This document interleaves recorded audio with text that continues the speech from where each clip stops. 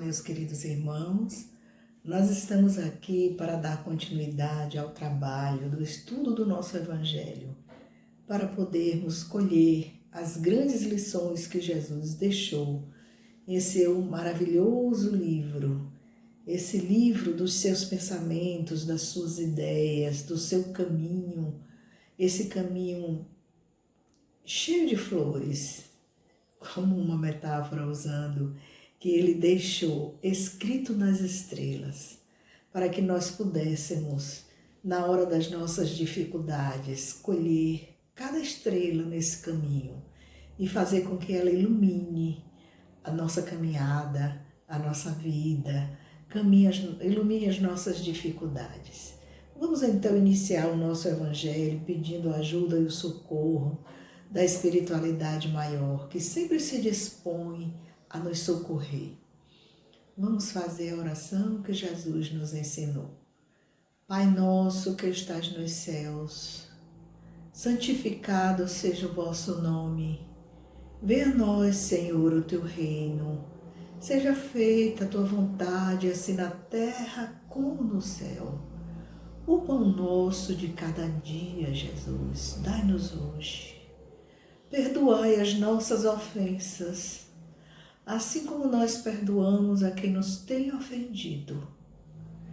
Não nos deixeis cair em tentação, mas livrai-nos de todo mal, que assim seja. Então, meus queridos irmãos, minhas queridas irmãs, nós vamos fazer o trabalho do Evangelho, que está aqui no Evangelho segundo o Espiritismo, no capítulo 6, e diz o seguinte: o jugo leve. É um texto que está em Mateus 11, 28 a 30. Ele é muito pequeno, mas de uma profundidade tão grande que pode nos socorrer e nos ajudar em nossa caminhada reencarnatória, porque aqui estamos cumprindo uma tarefa específica para o nosso melhoramento espiritual. Vinde a mim, todos vós que estáis aflitos. Olha o convite que Jesus faz. E sobrecarregados, que eu vos aliviarei. Tomai sobre vós o meu jugo e aprendei comigo, que sou brando e humilde de coração, e achareis repouso para vossas almas, pois é suave o meu jugo e leve o meu fardo. Que convite maravilhoso de Jesus! Como está escrito na Bíblia? Então, a gente, seguindo a metodologia, nós lemos o que está aqui em Mateus e vamos à Bíblia ver como lá está escrito. Na Bíblia, o texto, o título que está lá em Mateus é assim: o jugo de Jesus. E é esse jugo que nós vamos conversar a respeito dele. O que é que Jesus nos ensina? O que é que nos orienta? O que é que nós devemos fazer para levar a nossa existência de amor e de aprendizado? Por esse tempo, disse Jesus: graças te dou, ó Pai, Senhor do céu e da terra, que escondeste estas coisas aos sábios e entendidos e as revelaste aos pequeninos. Sim, ó Pai, pois assim foi da tua vontade. Olha a obediência de Jesus. Todas as coisas me foram entregues por meu Pai. Ninguém conhece o Filho, senão o Pai.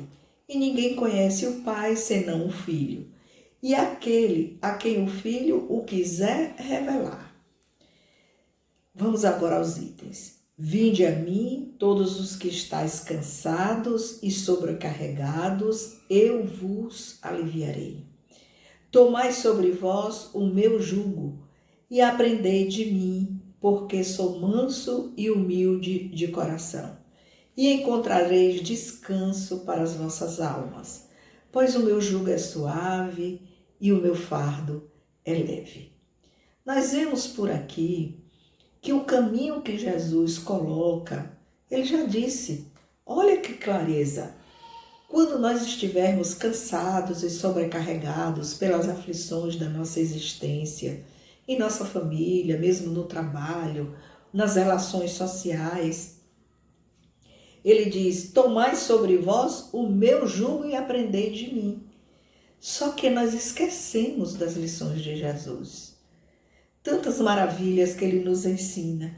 Aprendei de mim porque sou manso e humilde. Olha as duas virtudes, qualidades que ele coloca para que nós avaliemos se já somos mansos e humildes. Qual é a distância do nosso modo de ser?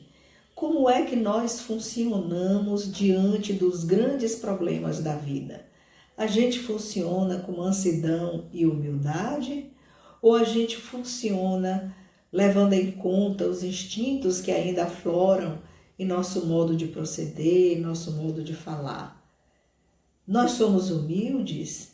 Como funciona essa personalidade que nós estamos aqui agora? Nós sabemos que é um anseio, é um desejo a gente seguir Jesus e imitá-lo.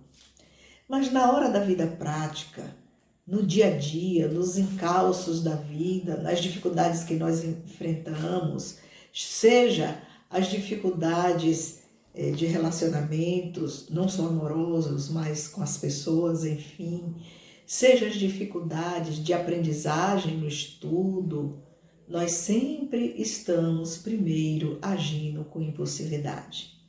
E agir com impulsividade nos tem levado nessa existência, para não falar em outras, há muitos entraves.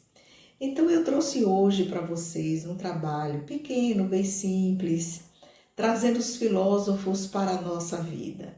Se nós fôssemos perguntar, escolhi 4 filósofos, o que é viver? Se a gente perguntasse para você agora que me ouve, que estamos juntos agora estudando o Evangelho, o que é viver para você?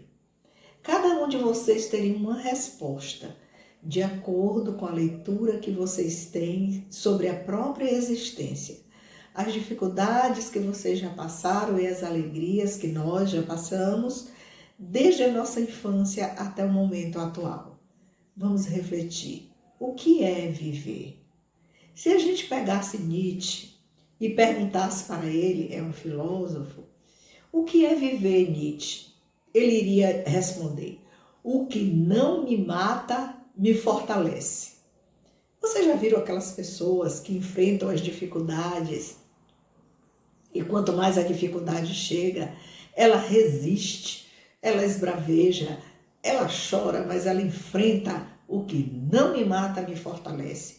Aí é Nietzsche.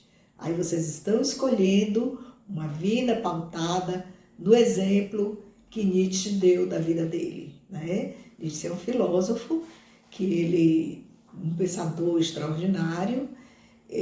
Vocês sabem que para a gente conhecer o pensamento de um escritor, de um filósofo, de um pensador, a gente precisa ter um certo domínio da obra daquela pessoa. E o certo domínio, vai nos levar a ler a própria obra, né? A fazer cursos sobre o pensamento daquela pessoa. Como a gente faz com Jesus, a gente faz cursos para aprender o que Jesus nos ensinou. A gente esquece da nossa vida prática, que ele está ali todos os dias e é nosso anjo guardião em todos os momentos. Muito bem, com Nietzsche, o que é viver? Ele responderia: o que não me mata, me fortalece. Mas se vocês fossem escolher Descartes, por exemplo, um filósofo moderno, e perguntasse para ele, Descartes, o que é viver? Ele iria dizer: penso, logo existo. Quer dizer, eu continuo vivendo porque diante das dificuldades eu paro para pensar. Eu paro para avaliar. E aí eu vou fazer uma compreensão daquela dificuldade que surgiu em minha vida. Então, se eu penso, eu existo, eu continuo. Vocês viram que tanto Nietzsche quanto Descartes jamais se suicidariam. Jamais teriam um pensamento depressivo que os levassem a um transtorno mais profundo de suas próprias personalidades. Não levaria, porque eles têm um grau de resistência muito grande. Continua fazendo, continua trabalhando, continua seguindo. Então, se fôssemos escolher Sócrates, por exemplo, Sócrates, o que é viver para você? Olha a resposta que ele daria. Só sei que nada sei. Ele descortinaria para nós um mundo de interrogações. Porque, se só sei que nada sei, eu perguntaria a vocês, que é uma pergunta que eu fiz a mim quando estava fazendo o trabalho. Agora, na hora da tecnologia, das redes sociais, e que nós estamos tendo tantas pessoas opinando a respeito, inclusive, do que será o espiritismo, por exemplo, nesse mundo novo, né, que se descortina após pandemia. O só sei que nada sei se aplicaria? Ou já teríamos gente sugerindo para dirigir as casas espíritas baseada numa tecnologia e numa tentativa, né, de cortar aquilo de mais importante e interessante que a gente tem, que é o calor humano, as relações humanas, o ombro para chorar. Será que a tecnologia resolveria? Se eu preciso de um abraço, se eu preciso da interação de uma energia com a palavra amiga, fazendo uma live, vai melhorar seu sofrimento? São perguntas que ficam no ar por aí. Se perguntássemos a Schopenhauer, que é o nosso quarto filósofo, o que é viver, Schopenhauer, para você? Ele responderia: viver é sofrer. Aí vocês estão vendo que uma resposta dessa é uma resposta dos melancólicos, é uma resposta da melancolia que leva à depressão, é uma resposta daqueles que não sabem olhar o dia amanhecer e agradecer ao Pai, por estar ainda aqui na Terra aprendendo tanto. Não importa as dores de quem esteja adoecido, acamado, sofrendo com a velhice, né? Com o natural desgaste das células. Não importa. Mas para essa resposta, viver é sofrer, realmente a pessoa será uma pessoa triste. E uma pessoa triste, ela se esquece de que todos os dias o sol nasce. E o sol é luz. E a luz aquece, ilumina, a natureza nos leva para um embevecimento e um agradecimento profundo. Aquele agradecimento que está na oração de Jesus.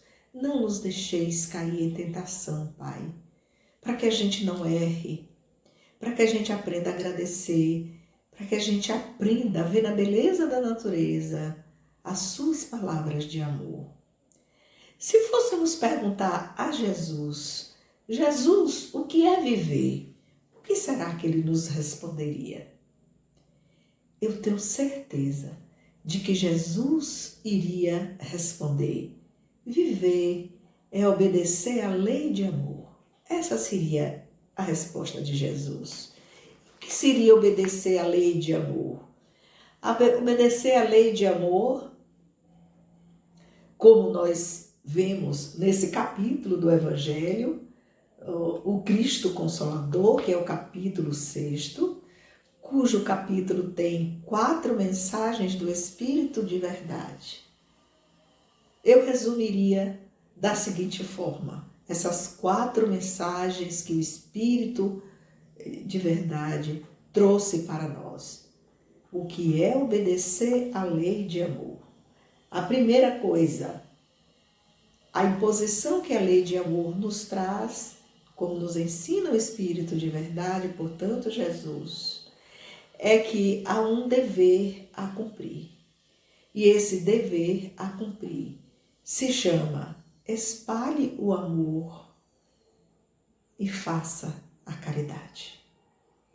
E a caridade não é só a caridade material, aquela que a gente ajuda, que a gente dá, que supre a fome, a sede, supre com as roupas, com os mantimentos. Não é só isso. Porque é um outro tipo de caridade, que é aquela que a gente tem compaixão, que a gente estende a mão, que a gente compreende o outro, onde o outro está em seus níveis de dificuldade. Porque todas as vezes que a gente se envolver com as dificuldades do outro e o nosso sentimento forem sentimentos de raiva, sentimentos de desgosto, sentimentos de abandono, sentimentos de frustração, nós não vamos ter adquirido ainda a condição para estender a mão. Porque a caridade material é muito fácil de fazer, mas a caridade que obedece à lei de amor, essa sim, é um cultivo interior que nós devemos todos os dias, em todas as ações e atos da nossa vida, estarmos atentos como é que a gente ainda reage às situações. E essa reação das situações, que elas nos aparecem nos mais diferentes lugares, nos mais diferentes momentos, é que nós temos como indicativo avaliador. Como é que eu funciono ainda? Eu já funciono aplicando a lei de amor? Então, nós vamos ver aqui o seguinte, como é que o Evangelho vai trazer esse estudo, né, a respeito do jugo leve. Porque eu sempre ouço as pessoas falarem como é difícil a minha vida, como eu sofro. Minha vida é um sofrimento muito grande, eu escolhi muito mal, né, as ações da minha vida. E se esquece de que o livre-arbítrio é um dom de Deus e Deus não interfere em nosso livre-arbítrio. Nós precisamos entender que já atingimos uma certa maturidade para que a gente pare de agir por impulso e comece a avaliar aquilo que eu quero fazer. Ele é útil? Vai ser bom para mim, para outra pessoa? Ou então vai ser bom para o outro quando eu estou socorrendo, quando eu estou ajudando? Ou quanto eu ainda ajo usando os meus instintos primários? Como é que eu estou? As minhas emoções, como elas são? Como é que eu exprimo? Como é que eu vivo mergulhado? Em que tipo de emoção? Porque Jesus tinha uma marca singular. As emoções de Jesus eram emoções divinas. Até porque, como diz Joana de Ângeles, numa análise da psicologia profunda, Jesus é um inconsciente que se realizou em multifárias experiências. E aí, parodiando Jung, né, que as pessoas fazem essa leitura dele, dizendo que aqui nessa existência na Terra, o Jung foi esse inconsciente que se realizou. Por quê? Porque não havia em Jesus e nem há esses núcleos enrijecidos de sombra que nós temos no inconsciente profundo. Esses núcleos enrijecidos de sombra são complexos, cujos afetos estão congelados. Quantos complexos nós temos?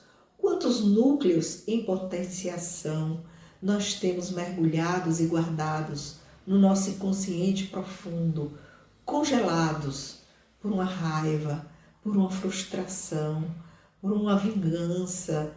Eles estão lá, por um abandono, eles estão congelados.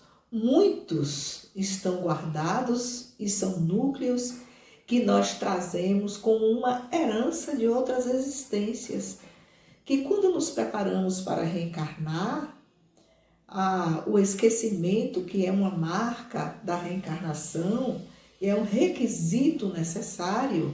O requisito, ele faz parte da própria necessidade do ato, do fato. Então, ele é imprescindível. Então, nós reencarnamos, nós esquecemos por necessidade evolutiva. Mas o processo reencarnatório não pode, com o esquecimento, apagar o traço do espírito. Então, o Espírito traz esses traços de personalidades, de outras existências, que são atos bons ou atos maus. E os maus são aqueles entraves que compõem esse vasto oceano do inconsciente. É por isso que Joana, quando vai fazer a análise do jugo leve, ela faz uma recomendação gravíssima. Ela diz assim, peremptoriamente: não negocie com as sombras. Isso é grave. Jesus não tinha sombras. Toda a lição dele foi uma lição de amor. Mas nós temos um largo cabedal de sombras. É fácil a gente ver quando esses núcleos complexos que representam a sombra, né? A sombra é o todo, os núcleos são núcleos em potenciação que estão dentro de nós, eles emergem e eles nascem e surgem impreterivelmente nos momentos em que estamos nas dificuldades. Naqueles momentos de dificuldades em que queremos ter razão, em que nós usamos o nosso ego, que é a nossa personalidade, né, que é o centro da consciência, a gente usa para querer saber mais do que o outro, para querer mostrar que eu posso te dominar, para querer mostrar um poder, que isso tudo aí representa um poder, que é o poder do ego. O ego é um reizinho e ele quer, dentro do seu âmbito de consciência, ele quer espalhar terror, porque ainda não aprendeu a espalhar o amor. Então, esse mergulho dentro da gente, para que nós descobramos como é que eu funciono, tem que ser rápido. Não dá mais para esperar. Eu funciono como? Se eu estou de bem, se eu estou numa boa, eu sou muito boazinha, eu acho, faço a minha leitura, que quase estou virando anjo, que quase já sou uma pessoa humilde, que quase já sou uma pessoa que perdoa, que quase não guardo raiva, que quase já estou no caminho da luz. Mas essa luz que a gente tanto procura, não é essa luz que nos ensinaram, né? Que vai nos iluminar inteira, como uma luz de candeeiro, de vela. Não, nem uma luz elétrica. Essa luz representa as virtudes que nós já conseguimos conquistar. Uma virtude leva muito tempo para se tornar espontânea. E a espontaneidade, ela nasce da humildade, do caminho de ser humilde. Né? Todas as vezes que a gente consegue compreender o outro sem se aborrecer, sem se chatear, sem querer medir força com ele, ou achar que nós temos razão e estamos com a verdade, a gente está conseguindo construir em nós o caminho da simplicidade. Entender o outro lá como ele é. É um exercício para muitas vidas, não é para uma só. Então vamos ver aqui a recomendação da nossa irmã Joana, né? A primeira recomendação que ela faz: não negocie com as sombras. Todas as vezes que esses ímpetos que são contra os ensinamentos de Jesus surgirem em nossos pensamentos, façam uma pausa, porque entre o pensar e o fazer, às vezes é apenas 1 segundo ou menos do que isso. A gente faz para pensar depois, age para pensar depois. E a maioria das vezes a gente se arrepende. E aí vem a culpa. E em vindo a culpa, nós começamos um largo caminho, uma larga tragédia, né, de angústia. E essa angústia vai terminar você se encaixando em um dos 4 filósofos que a gente colocou aqui. Aí você termina começando a vida muito feliz com Nietzsche. O que me mata não me fortalece, vai para a briga. Depois vem com Descartes, penso, logo existo. Vou começar a segurar meus impulsos, meus instintos. Depois a gente vai dizer, nada sei, só sei que nada sei, pega a mão de Sócrates, mas larga logo depois e abraça Schopenhauer. Viver é sofrer. E aí vai para o sofrimento, né, sem fim. Vamos ficar com Jesus sempre, não é? Aí o Espírito de verdade vai dizer assim: o objetivo do sofrimento é produzir a cura. Olha que coisa importante. Então, aquilo que a gente entende como sofrer é o nosso remédio para a cura. As crises salutares que nós vivemos, em qualquer âmbito onde nós jornadeamos, é um meio depurador. Ele vai garantir depois a nossa felicidade. Basta a gente entender isso. Se a gente entender, vamos ser felizes. Nós vamos ter um outro texto do Espírito de Verdade, que ele vai falar assim, eu só vou ler pequenos, que são as grandes lições de cada texto. Espíritas, no 5, amai-vos. Este é o primeiro ensinamento. Instruí-vos, este é o segundo. Para os espíritas, amai-vos. Depois, instruí-vos. Então, a gente tem ainda dificuldade em amar e tem dificuldade em estudar, porque ninguém se instrui sem se debruçar, seja num livro pequeno ou grande, para ir resolvendo as grandes questões nossas de cada um. Irmãos, nada perece. Jesus Cristo é o vencedor do mal. Sede os vencedores da impiedade. Olha a lição que está aqui. E o item 7, ele vai dizer assim: amai e orai. Olha o que Jesus vai dizer: ame e ore. Porque a oração, ela é quem nos liga às grandes forças magnéticas do nosso planeta. Nos liga aos corações que amam, nos ligam aos missionários do bem, nos ligam a nossos anjos guardiães, a nossos familiares que já foram para o mundo espiritual e já têm a condição de nos ajudar. Alguns não têm, mas muitos já têm, já adquiriram. Então, o que o Espírito de Verdade vai nos falar aqui no item 7 é isso: amai e orai. Olha, para que o jugo ele se torne leve, amai e orai. E no item 8, ele vai dar outra orientação na lição 4. Ele vai dizer: você precisa ter devotamento e abnegação. Devotamento e abnegação para desenvolver o amor dentro de você. Devotamento e abnegação para o instruí-vos. Comece e não pare. Continue sempre. Então está aí a lição do nosso Evangelho. Então eu vou contar para vocês uma historinha. Eu estava com saudade da historinha. Uma historinha que vai se encaixar muito bem na proposta dos filósofos, na proposta de Jesus. Era uma vez uma moça linda, muito linda. E essa moça era filha única e tinha um pai muito amoroso. Esse pai tinha um nome curioso. O nome do pai era Mohamed Jamaluddin. Ele vinha de uma cidade do Oriente, ele nasceu numa cidade chamada Adrianópolis. Essa história está no livro História dos Derviches, que é um livro de história da Nova Fronteira. Ele foi publicado em 1976. Tem cada história linda. Essa eu acho belíssima.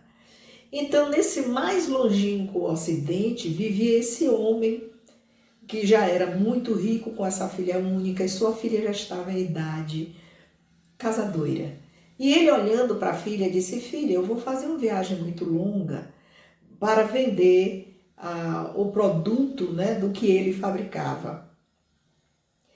E aí ele fabricava fios. E o nome da filha era Fátima.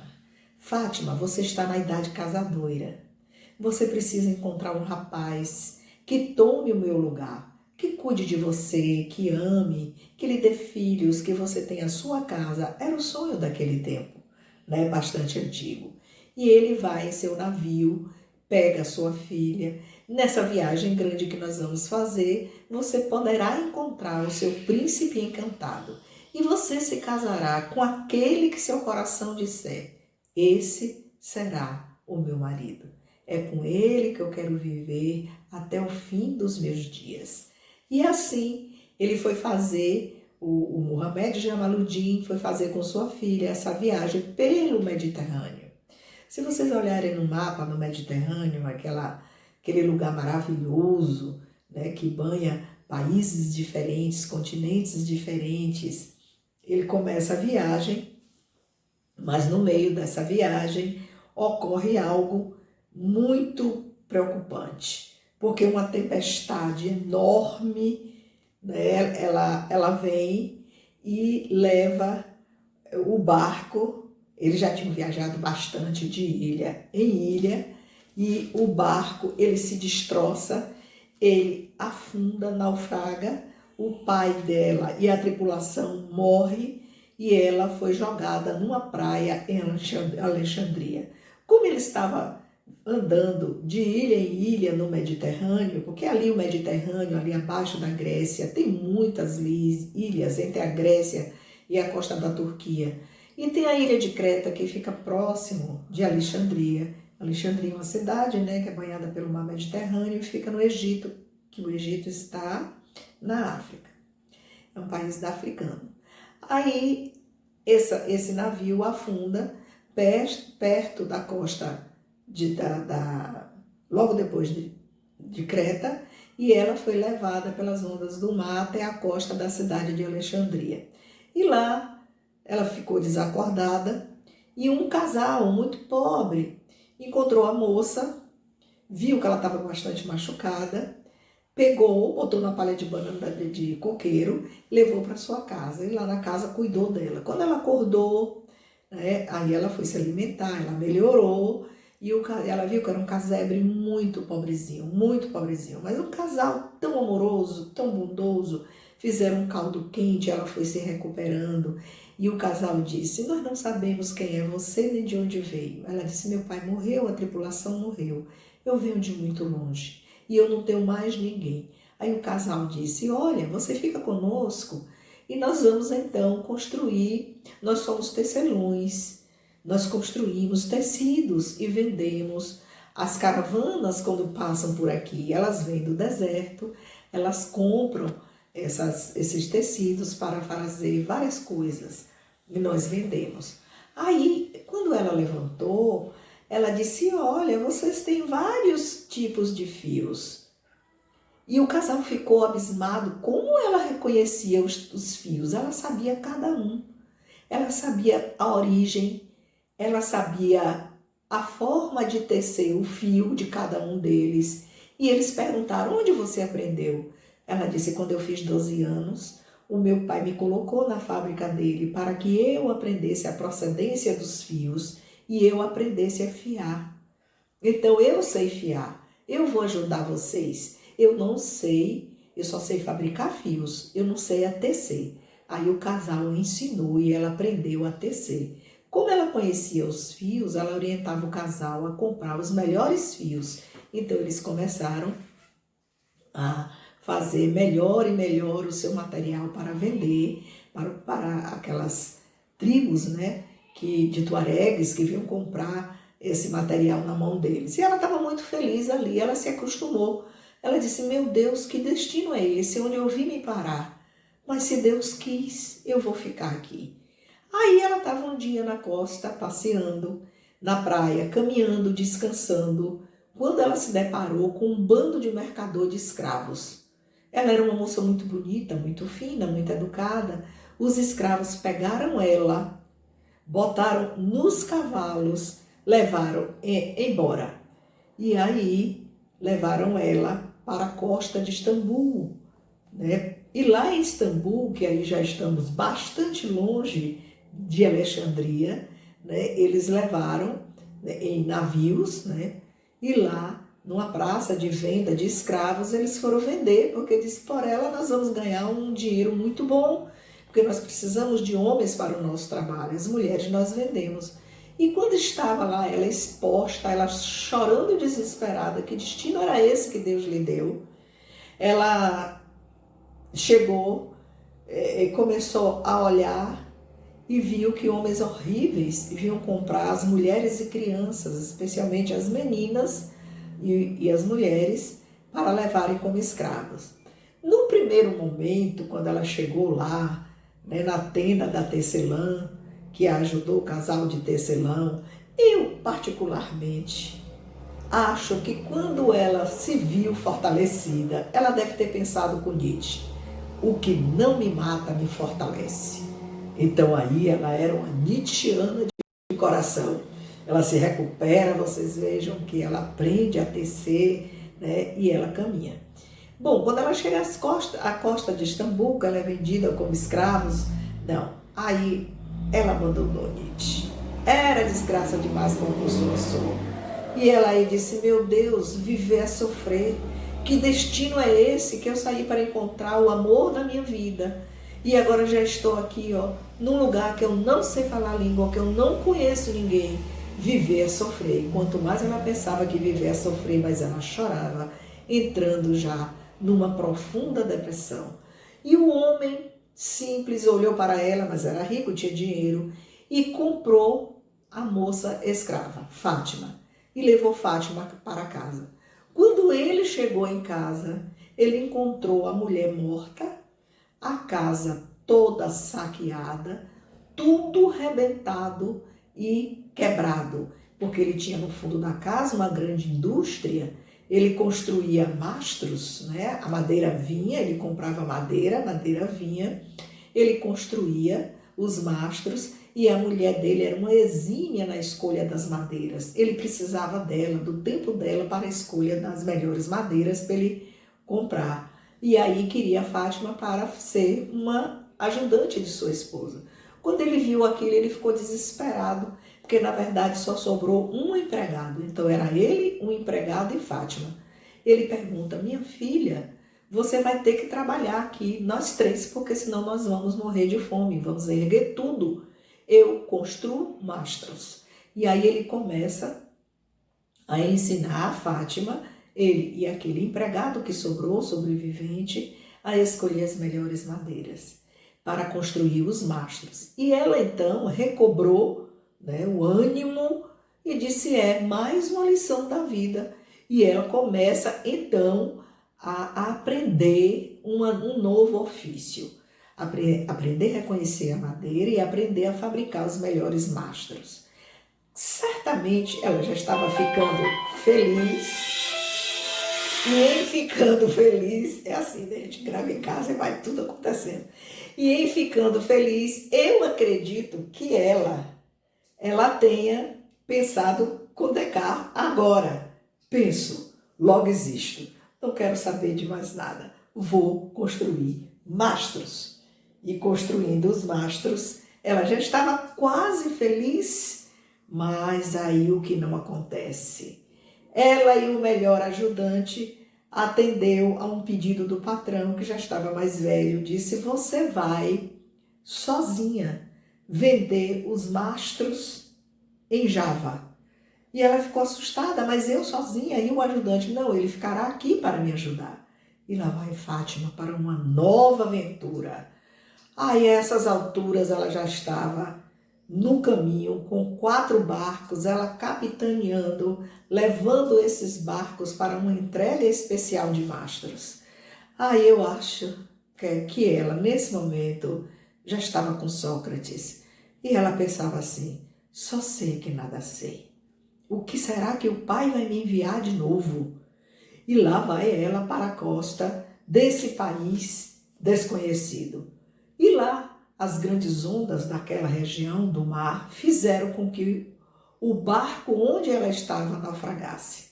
Naufragou e Fátima vai ser jogada na costa das praias da China. Olha o destino dessa moça. E quando ela acordou, ela estava naquele lugar desconhecido, numa região que ela não sabia onde era, não sabia o que estava acontecendo. Todas as vezes ela pensava assim, chorando na praia, que eu penso em fazer alguma coisa, que eu acho que a felicidade está batendo a minha porta. Alguma coisa muito grave acontece em minha vida e todos os meus sonhos são desvanecidos no meio do caminho. E começa a relembrar o pai e chora, e chora, e chora. E enquanto ela chorava, ela pensava, por que será que eu tenho que passar por tantas desgraças na minha vida? Outras mulheres, moças, amigas minhas da minha cidade, estão felizes e casadas, e eu nesse destino cruel. E ela chorava e chorava. Então, ela ficou nessa praia, né, por muito tempo, chorando, e foi encontrada por algumas pessoas. Aí, quando ela foi encontrada por algumas pessoas, ela perguntou, quem são vocês? Eram homens estranhos, de olhos pequenininhos. Ela estava na costa chinesa. Aí acharam ela muito linda. Um olhou para o outro e disse assim, nós vamos levar você para casa, você precisa de alimento. Levaram ela para casa e ela foi para a casa desse pessoal. Lá chegando, ela se alimentou, ela se recuperou. E aí aqueles chineses olharam para ela e disseram, olha, reza uma lenda chinesa de que uma moça muito linda será encontrada numa praia, numa das praias da China. E ela é quem vai trazer a felicidade do imperador. Porque o imperador já fez o anúncio a semana passada que a moça do condado, né, lá da China, do Império Chinês, que conseguisse construir uma tenda para ele e que ele aprovasse a tenda, ele se casaria com essa mulher. Aí os chineses olharam para ela não entendeu a língua, depois ela foi aprendendo um pouco da língua e ela ia entender o que era. Os chineses mostravam fios, e ela balançava a cabeça que não, mostravam tecidos, ela dizia que não, porque ela achava aquilo tudo horrível. Mostravam mastros, ela dizia que não, tudo era mal feito. Ela achava mal feito, de péssima qualidade. Aí, quando ela entendeu um pouco da linguagem, os chineses disseram, você precisa construir uma tenda. Aí ela disse, uma tenda? Construirei. Aí ela pediu os fios, trouxeram os fios. Ela disse, não, vocês vão procurar os melhores fios da região. Não encontraram. Ela disse, vamos procurar fios de seda. Quem fabrica? Aí foram ver. Compraram os fios. Ela teceu os fios. Quando os fios estavam todos tecidos, ela disse, agora eu quero os fios, né, tecidos. Agora eu quero o tecido. Aí eles trouxeram os tecidos, ela reprovou todas. Não, vamos então tecer o tecido com esses fios. E fez um tecido maravilhoso, tecido com os fios, com um rebordado, lindíssimo ficou aquele pano de tenda, né? Aí ela pediu os mastros, quando trouxeram as madeiras, ela reprovou, ela própria foi à floresta com aquele grupo de chineses e escolheu as madeiras. Ela mesma fabricou os mastros.